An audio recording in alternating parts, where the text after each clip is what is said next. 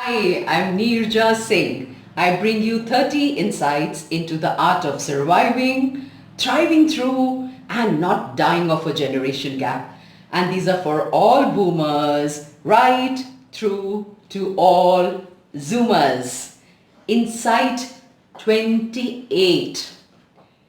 Indonesia is Southeast Asia's largest economy and the world's fourth most populous country. But like many other striving nations, it has an image associated with corruption, a weak legal system, and red-tapism. But there is something very interesting unfolding there right now. Indonesia is the current stage for the playing out of a classic generation gap in the most visible and potent of all places, the state palace. President Joko Widodo made news late last year for adding 7 millennials to his inner circle of consultants to assist him in his second presidential term 2019 to 2024. These entrepreneurs, sociopreneurs and edupreneurs are impressive young, creative, coffee-loving people between 23 and 36 years.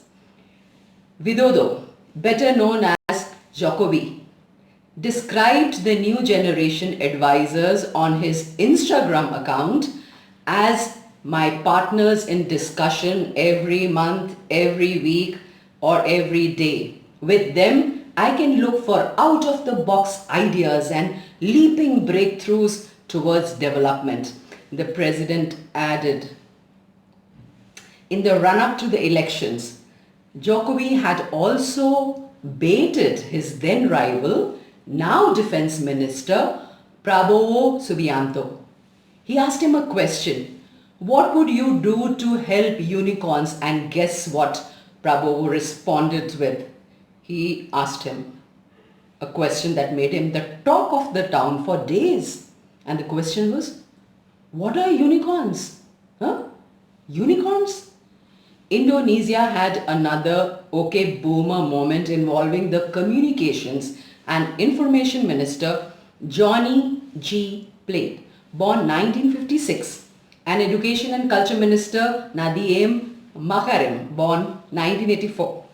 The boomer politician reportedly asked Netflix to stop streaming its popular original series to give space for Indonesian films. Does he not know that the Netflix originals are produced by local creators?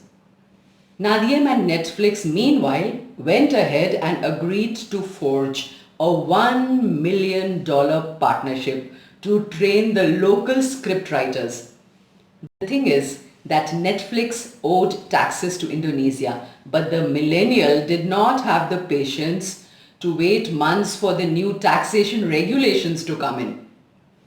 Indonesia is also pushing to cut its reliance on foreign funds by chasing a new and growing source of funding, the digitally savvy millennials. Indonesia is also among the countries that are making significant progress in terms of gender equality in schools.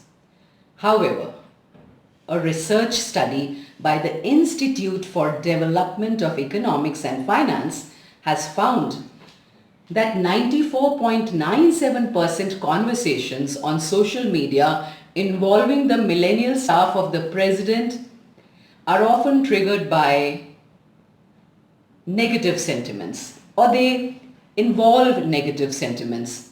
This research was conducted between April 7th to the April 17th. And the data was taken from 86,400 conversations involving 55,700 Twitter accounts. These sentiments were mostly related to recent controversies over conflicts of interest and their behavior on social media as government officials. Some took political actions that were contrary to legal norms or violated the law, such as sending letters to district heads, Some tweeted like other millennial kids, even though they were officials in a high position. And several of the millennial staff were publicly condemned for allegedly allowing their private interests to interfere with their public service duties. Two of them stepped down following these controversies.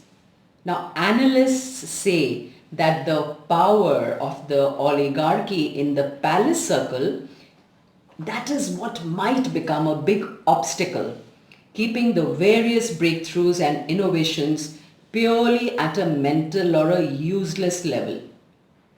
Is the millennial involvement in Jokowi's circle no more than a tactic to divide power and preserve the oligarchy?